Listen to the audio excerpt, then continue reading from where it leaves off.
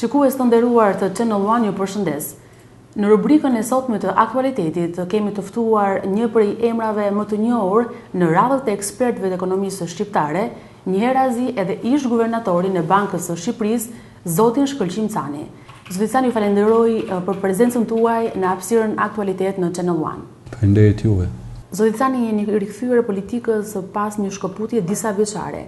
Cilat ishin arsyet që u çuan në marrjen në një vendimi të tillë? Po arsyet mund të jenë shumë, por unë le t'i përmbledh në dy.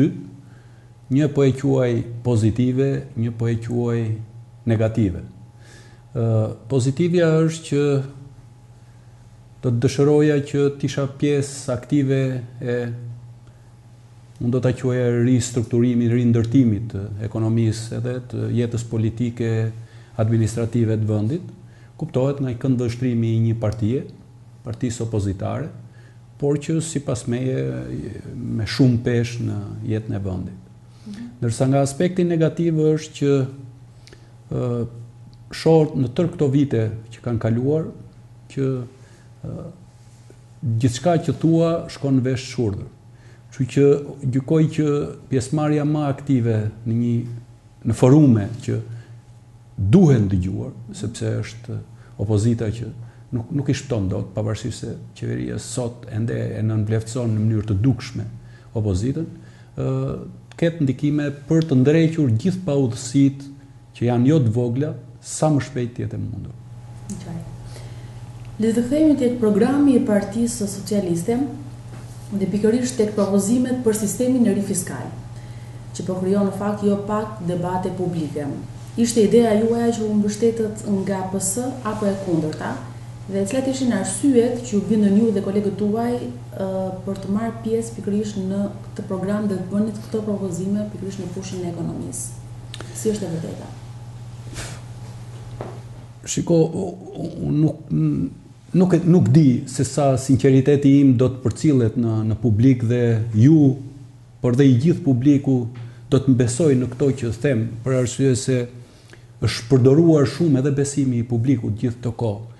Por ndryshe nga që mund të mendohet që të supozojmë është individi, në këtë rast pyetja më drejtohet mua, apo është një grup njerëzish që kanë marrë një vendim të tillë, është grupi. Nuk jam unë ai që kam imponuar, po e quaj ose paraqitur këtë ide. Kjo erdhi më duket krejt natyrshëm. Ne kemi patur debate të vazhdueshme mes nesh, dhe ky debat nuk është i sotëm. Në fakt është edhe në programin e vitit 2009 që ka partur Partia Socialiste. Kështu që natyrshëm u poqën kushtet. Dhe them që kjo është një zgjidhje e cila nuk i shpëton dot kohës. Mua më vjen mirë që ka debatet mëdha lidhur me këtë çështje, për arsye se nuk është një çështje e lehtë. Shqiptarët nuk duhet kurrësesi ta marrin lehtë, sepse e tëra do jetë me ndikime në jetën, po e quaj dhe personale të çdo individi, të çdo shtetasi shqiptar. Kështu që mirë është që ata të përzihen aq sa mundin dhe aq sa dëshirojnë në të tëra këto lloj politikash që trajtohen për ekonominë shqiptare, me që është rasti për ekonominë dhe jo fushat tjera.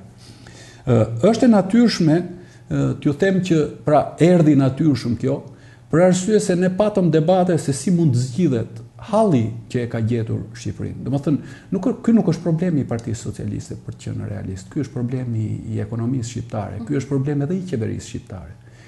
Unë kam një bindje që përveç do ta quaj një sjellje prej dallkauku, qeveria duhet gjej zgjidhje, qeveria do të ndërrojë. Vitin tjetër qeveria hapur apo fshehtas do të gjejmë mënyrën për ta ndërruar sistemin e taksave. Kështu që kjo që propozon Partia Socialiste është një alternativë të cilën unë do t'ja sugjeroja qeverisë ta marrë, ta përdorë sa më shpejt, ta ndihmojë ekonominë shqiptare, sepse ekonomia shqiptare ka hyrë në një ngërç që dita që kalon e rëndon gjithnjë më shumë.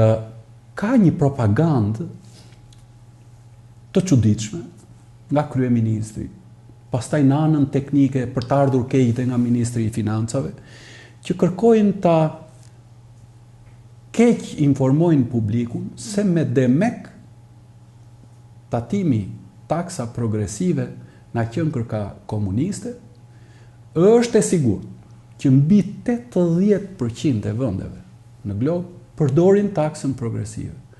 Në qoftë se shtetet të zhvilluara të këtij globi, që bëjnë prosperitetin e globit, që ne i mbajmë si modele, që kërkan komuniste, dhe kryeministri dhe ynë dhe ministri i financave mendojnë se janë antikomunistë të këtij globi, atëherë mua vetëm më bëjnë për të qeshur, natyrisht që dhe popullsinë e bëjnë për të qeshur, po nuk ka kohë populli të qesh, për arsye se është në hallet e veta për të zgjidhur momentin. Në fakt ndalemi pak më poshtë, më thellësisht në çështjen e ekonomisë. Mbetemi në një pyetje tjetër të politikës. Mendoni që si ekspert ekonomia mund të kontribuoni më shumë në politikë dhe së dyti, meqense jemi në politikë, në gjykimin tuaj, përjashtimi i Kancelarisë Islamit si perceptohet?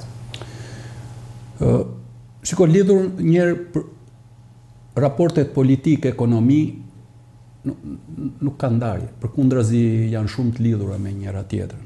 Unë gjykoj që natyrisht që politika bën më vete, edhe ekonomia bën më vete.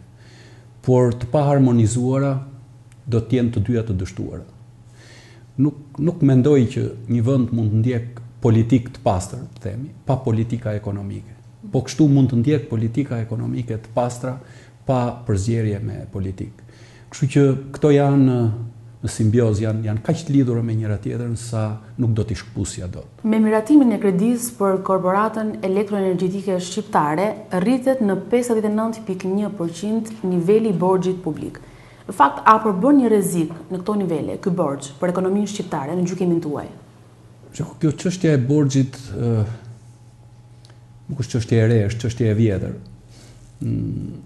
Duhet dini që në Shqipëri borxhi publik mbi nivelin 50% është kërcënues për ekonominë shqiptare. Kështu që ne ka vite që qëndrojmë në të kërcënuar. Marrja e një borxhi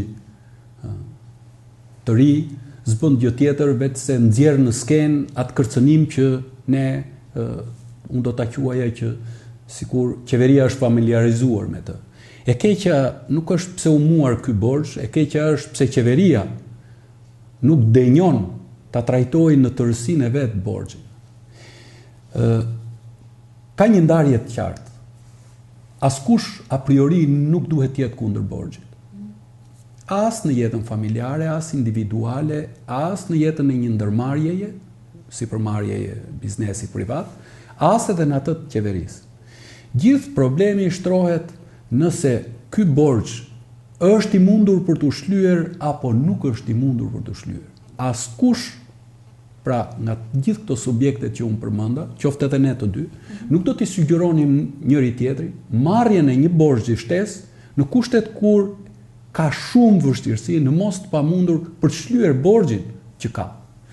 Kështu që krejt natyrshëm ne si Shqipëri tani dhe qeveria jonë në këtë rast, se nuk kemi se ta marrim ne përgjegjësinë, duhet ishim kujdesur shumë kohë më përpara për ta ulur borxhin tej këtyre limiteve alarmant ose ta quajmë me dritë kuqe që kemi arritur.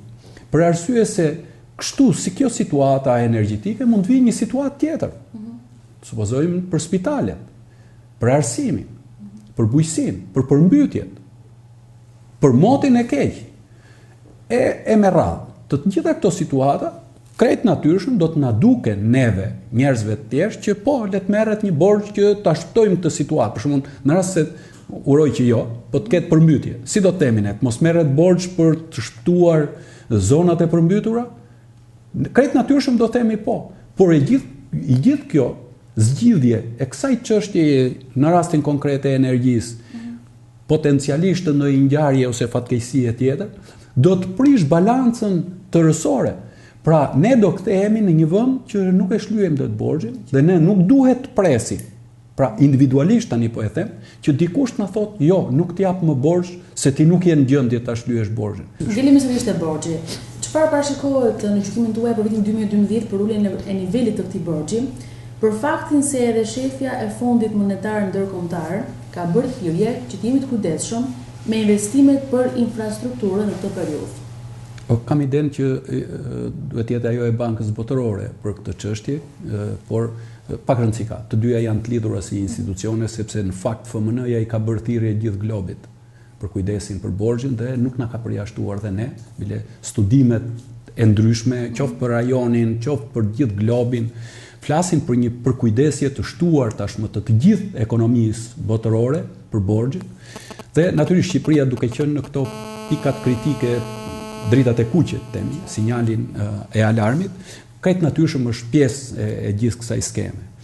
Tani ju thatë dhe diçka shtesë, që është sugjeruar që të bëhet shumë kujdes me shpenzimet lidhur me investimet dhe lidhur me rrugët e tjerë. Tani, të thuash infrastrukturën, përgjithsisht, koncepti i gjerë është rrugë, energji, ujë. Të flasësh për rrugë, energji dhe ujë në Shqipëri, janë problematike. Gjithë ne, shqiptarët, edhe një individ i thjeshtë, qoftë një fshatar në një fshat shumë të thellë, që sot i është zënë rruga nga dëbora. Për arsye se edhe rruga është e keqe, e pashtruar, me probleme, ku as që diskutohet për atë rrugë që t'i hidhet krip ose skorje, ne diskutojmë për rrugët nacionale. Të gjitha këto, ose për energjinë, që ka filluar mungesa. Dhe ja ku arritëm këtu, që dikush të thotë mos bëni investime atje ku ju i keni më të domosdoshme. 2. Të flasësh kundër investimeve, do thotë të kesh një krizë të madhe. Por krizën e kemi ne, nuk e kanë ata që na thonë. Ata tashmë na thonë atë që ne arritëm në atë pikë, ku nuk duhet të ndodhë që ti të ndërpresësh investimet. Investimet janë, pra veç më shumë energji, më shumë ujë, më shumë rrugë, më shumë ndërmarrje produse, njësi shërbimi e tjerë, cilat punësojnë njerëz, cilat marrin paga, shtojnë konsumin, bëjnë një jetë normale, nuk i nënshtrohen marrjes asistencës sociale, ku pensionisti nuk detyrohet që s'ka më as një gjeldetje e tjerë. Kjo është një gjendje ku nuk ka më hapësira për të komunikuar dhe për të qenë i butë. Në fakt, kjo tregon që ne kemi arritur në një pikë shumë kritike. Dhe viti 2012 do të jetë edhe më i vështirë dhe kjo është një e keqe tjetër e madhe. I paraprit pyetjes time. Në fakt, kredit që ka marrë shteti shqiptar për investimet në infrastrukturë, rruga e Kombit veçanërisht, a janë faktor determinues në financat shqiptare duke pasur parasysh kthimin në kohë të tyre veçanërisht interesave dhe sa përqind të ardhurave të shtetit për vitin 2012 do të shkojnë për pagesat e tyre kredive, gjithmonë në gjykimin tuaj? Shiko, këtu një pjesë ka nevojë për gjykimin tim. Nëse janë të leverdishme apo jo, kurse pjesa tjetër, se sa do të shkojnë të ardhurat për të mbuluar interesat e kredive dhe këstet e kredive, këto janë të dhëna që duhet i ketë çdo shqiptar dhe i ka dëgjuar çdo shqiptar dhe që është kthyer në shqetësim dhe në debat publik ku niveli i shpenzimeve që përballon buxheti për të shlyerjet e kredive është më i lartë se sa tempi i rritjes ekonomike. Dhe kjo është një pikë kritike në teorinë ekonomike që është shqetësuese. Pra ne kemi kaluar këtë pikë kritike, ne jemi në këtë fatkeqësi. Ndërsa edhe pjesa që unë mund të flas edhe subjektivisht, me qenë se ju pyetet sipas këndvështrimit tim, do të ishte një hapësirë shumë e ulur, e reduktuar, nëse studimet e leverdishmërisë së objekteve që janë ndërtuar në Shqipëri do të ishin publike, ku secili të mund të debatonte për to, mbi bazën e studimeve që kishte bërë qeveria. Qeveria, ju përmendët rrugën e Kombit, nuk e ka ditur as se sa do të kushtonte, as studimet nuk kanë qenë përfundimtare, krejt natyrshëm, ne do të marrim pasojat e kësaj gjendje. Kështu që këtu nuk ka nevojë për subjektivizëm, këtu do të kishte nevojë për të rrahur mendimi nëse vlen apo jo. Një, që nuk kemi studime leverdishmërie, ku ne të bëjmë ato investime që vetë shlyhen sa më shpejt. 2, ku ne të llogarisim që në fillim se sa do të na kushtoj. 3, ku korrupsioni të jetë i reduktuar në minimumin e vet, sepse mund të kesh një investim shumë të leverdishëm, por që dyfishohet shuma sepse duan të fusin ministrat ose shtetar të tjerë, zyrtar normalisht nivelit lartë apo të ulët, duan të fusin para në xhepat e tyre dhe krejt natyrshëm ajo del pa leverdi pastaj sepse i rritet shumë vlera.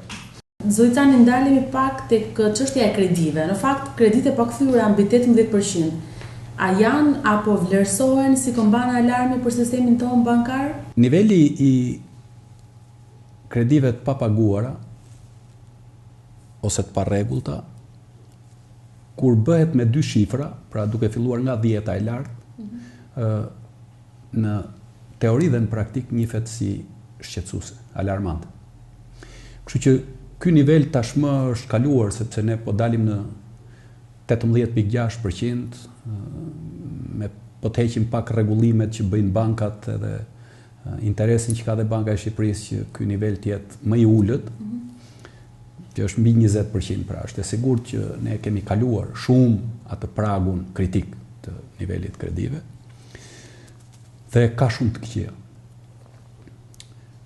Është shumë shqetësuese.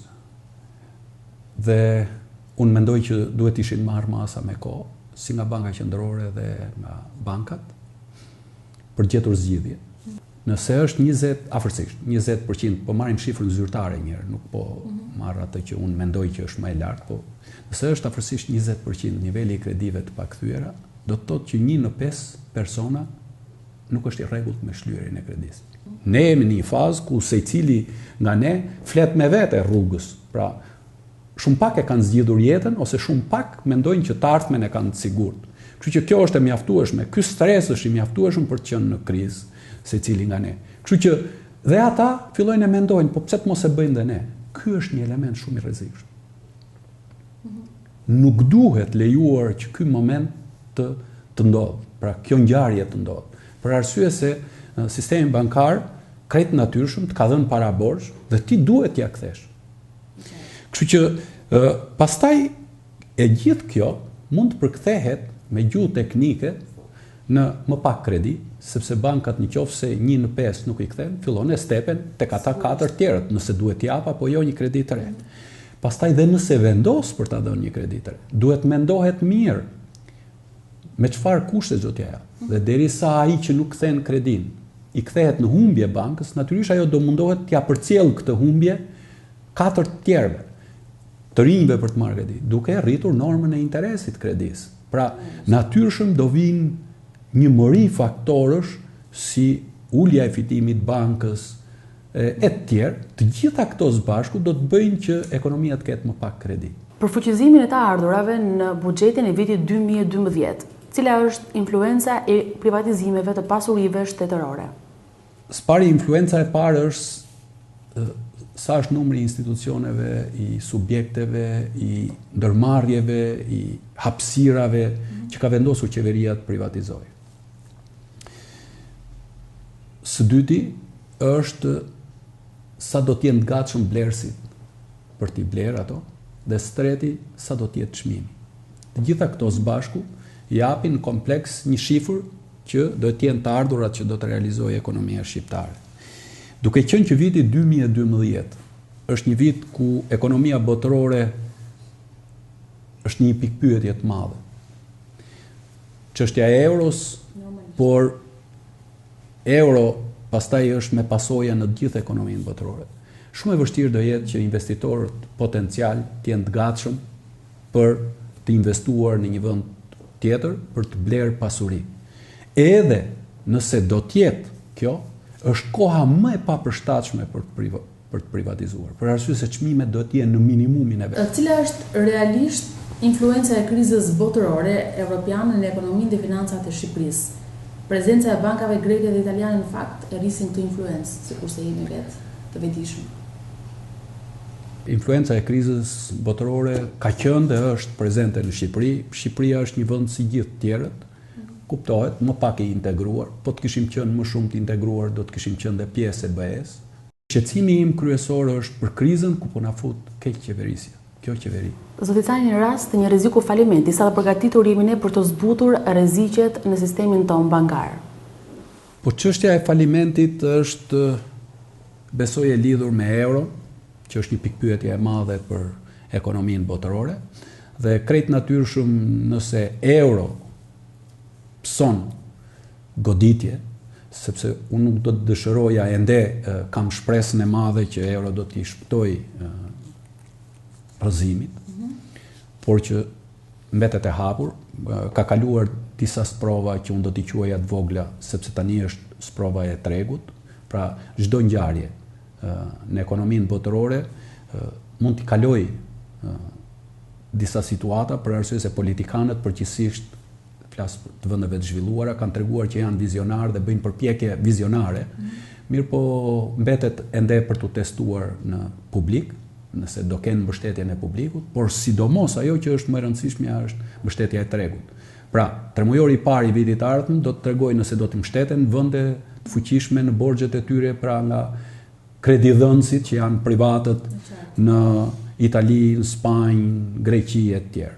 Shpresojmë dhe urojmë që kjo do të ndodhë, për arsye se po nuk ndodhi kjo, euro do jetë në shumë vështirësi, patjetër që do të humbë vlerë dhe përpasoj eurozona pa diskutim që do hyjë në një pikë shumë kritike, dhe Shqipëria është e lidhur drejt për drejt me eurozonën, me BE-n, të themi, Bashkimin Europian, dhe se për arsye se afërsisht 70% të eksport-importeve tona janë të lidhura me to, dhe duket ne i kalojmë mjaft situata me indiferencë. Ekonomia shqiptare nuk mendoj që do të jetë drejt atij falimentit të famshëm të tipit grek.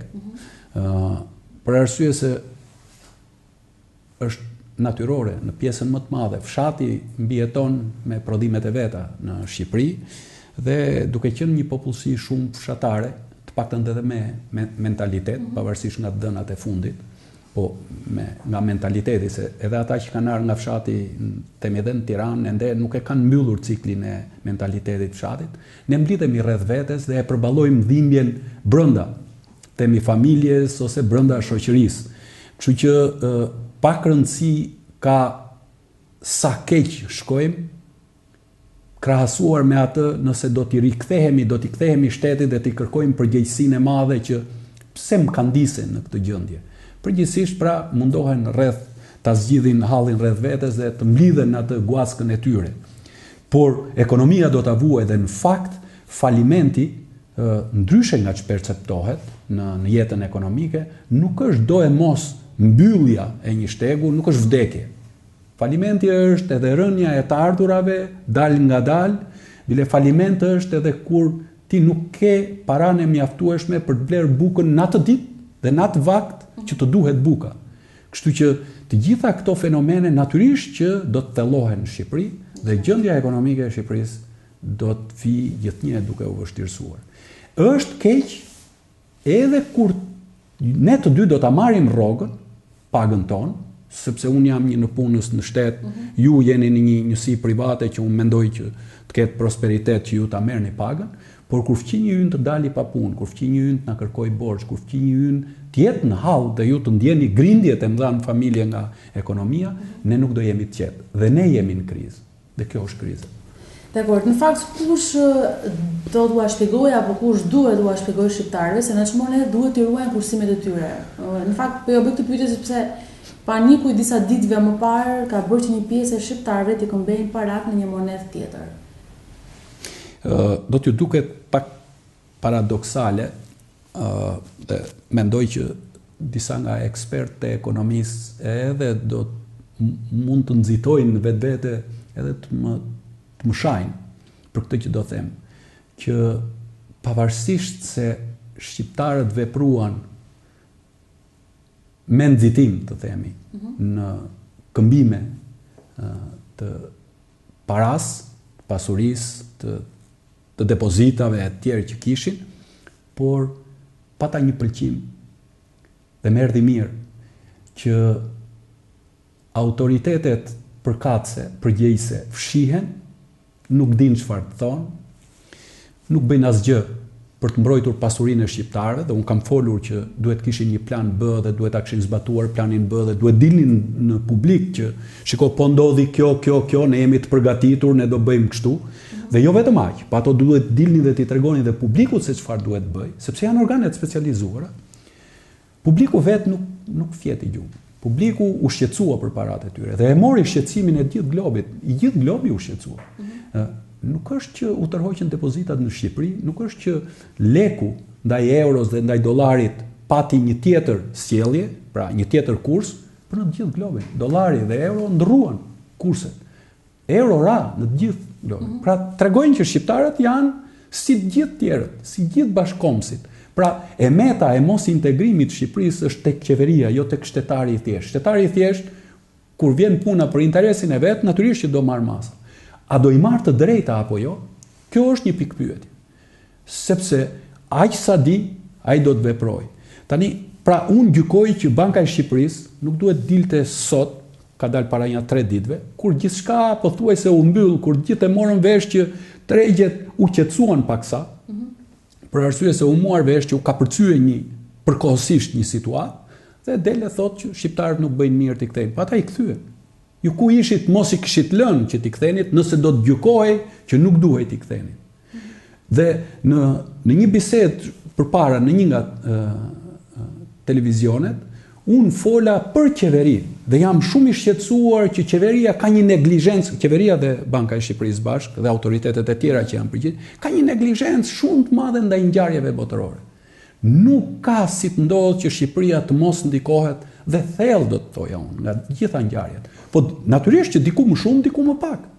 Ne as ndikojmë tek euro, as se ndërtojmë dot euron, as se prishim dot euron, por ama depozitat e shqiptarëve, kreditë e shqiptarëve, hallet e shqiptarëve, ne të mundohemi t'i qajmë bashkë me ta.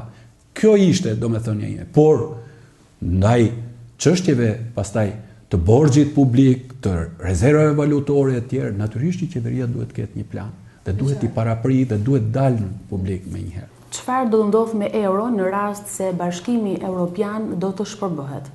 Shiko, ta quajmë njëherë një skenar si të pamundur, të padëshëruar të paktën njëherë, ne të dy turojmë që të mos ndodhë kjo ngjarje, për arsye se është një ngjarje që natyrisht do të jap pasoja në të gjithë ekonominë botërore. Bëhet një vlerësim i përafërt, nuk është në sekret, që në të gjithë botën si biznesi privat, edhe të gjithë shtetet pa përjashtim kanë bërë skenarët B dhe janë të përgatitur nëse. Kështu që kjo nuk është një ndodhi që nuk dihet si kur të ndodhë, dhe ata janë përgatitur. Por një gjë i bashkon të gjithë, pavarësisht se mund të kenë diversitet mendimi, që ekonomia botërore do të hyjë në krizë të thellë. Po hyrja ekonomia botërore në krizë të thellë, ne ju thash që kemi 2 kriza. Një do të marrim atë të krizës të thellë botërore, por ne kemi një krizë të thellë tonën që ne po shkojmë çdo ditë më shumë më thellë. Kështu që skenari është ogurzi, skenari është jo fatal. Jo fatal. Domethënë gjithnjë kur flas për krizë, kriza nuk është që do e mos të gjithë do ta vuajnë. Edhe një herë, një njeri në krizë në jetën e përditshme nuk është ai që është keq nga gjendja ekonomike. Ai që është pa para sot dhe pa para nesër se s'ka asnjë të ardhme, ai është në gjendje të keqe ekonomike. Në krizë është një individ që ju vini për të marrë intervistë mua, ndërkohë mbini në shpull. Dhe sjellja juaj është jo racionale. Dhe herën tjetër kur të më kërkoni intervistën, unë nuk do t'ju jap dot intervistën se mendoj që ju do vini përsëri dhe do bëni një sjellje krejt jo racionale. Ky është njeriu në krizë, pra vjen për të përqafuar me ty të bie në shpull, vjen për të rënë në shpull të përqafon. Dhe këta njerëz shmangen. Kjo është kriza edhe në ekonomi. Kur ka sjellje jo racionale, pra pritet diçka, ndodhet e kundërta ose prishet raportet e përgjithshme të ekonomisë. Por jo se vuajnë të gjithë, jo se do përkeqësohet çdo gjë, se ca mund të fitojnë shumë kohë krizash. Ka nga ata individ që pasurohen, por e keqja e madhe është që këta një individ që pasurohen janë shumë pak në krahasim me gjithë ata që përkeqësohet. Pra, duke qenë që tani ti kthehemi ekonomisë botërore, do kthehet në një gjendje regresi të thellë, natyrisht që Shqipëria do të psojë. Dhe një për shembull do jetë kursi i euros. Natyrisht që euro do të bjerë për shembull. Mirë, por rënja e kursit të euros, ju mendoni që shqiptarët nuk janë të lidhur me euron, shumë të lidhur janë me euron. Dikush ka kredi që mund të përfitojë përkohësisht, por do të humbas më pas nga çmimet. Dikush tjetër mund humbas nga depozitat që ka. Dikush tjetër do të shqetësohet shumë t'i kthejnë në lek, në euro, në dollar, që unë nuk di t'ua jap këtë këshill për shembull. Dhe do të mbetet midis kësaj dileme. Dikush tjetër mund të zgjedh për shembull t'i kthejë në ar, po thotë, po sikur të më ndodh siç ndodhi në fillim fare që kthimi në ar nuk rastisi i mirë, se në fillimet e veta ari vërtet ka patur rritje të çmimit, por në fillim pati një rënje. Pra, e gjithë kjo situatë do të përcillet në ekonominë shqiptare. Ne kemi 70% tash të eksport-importeve. Natyrisht që do të kemi vështirësi për të eksportuar. Natyrisht që do të kemi pasoja dhe në çmime që ose mund të ulen ose mund të ngrihen shumë. Kështu që të gjitha këto pasoja të mbledhura bashkë do ta bëjnë ekonominë shqiptare shumë të vështirë, do ta bëjnë jetën e shqiptarit me shumë stres, me shumë të papritura dhe investitori duke u ndodhur përballë këtyre të papriturave, shumë vështirë që të investojë, mirë po pa investim ne tham nuk ka punësim, nuk ka shtim prodhimi, nuk ka rritje ekonomike e tjerë. Kështu që të gjitha bashkë do të na kthehen në një makt, të cilin natyrisht që nuk ka që do shuhet në i shtet, por ama ekonomia botërore hyn në një fazë shumë të vështirë. Edhe pa krizën e euros, ekonomia botërore në 10-vjeçarin e pritur, këtë dekadë, mendohet që do të jetë në shumë vështirësi. Pra rritja ekonomike do jetë shumë e qartë. Shqetësuese, shumë e ulët. Kështu që përpasoj dhe Shqipëria do jetë në këtë gjendje. Zoti Cani, ju falenderoj për intervistën, për bisedën dhe për komentet që ndat pikërisht me audiencën e televizionit tonë. Faleminderit. Ishte kënaqësi për mua.